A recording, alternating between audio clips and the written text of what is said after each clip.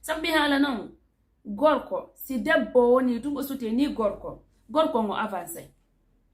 si debbo suteni gorko tum fere ala o avance kono si debbo liɓi bote gorko o bote makko ɗe yana few ɓe hanan ɗo taw histoire ngotol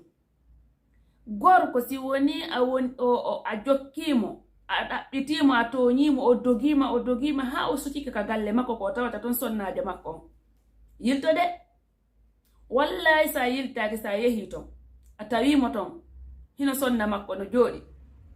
ayinni ko ɗon yanata e makko ayiye ko a sikkatano ko wonno landugude ɗum fof pasi o wakkilato ko wawi e ko wawa fi tun to heɓu déception yeso sonna makko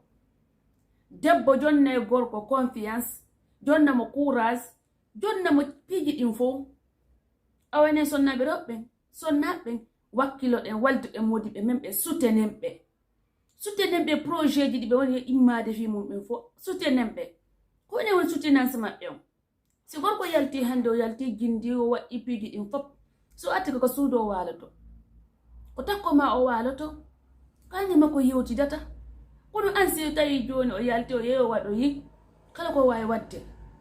o dogi fi gurnan adna kala ko wawi wadde o ari o tawi ma présente ma projet mo faala wadde a découragé mo ko ɗon o décourage to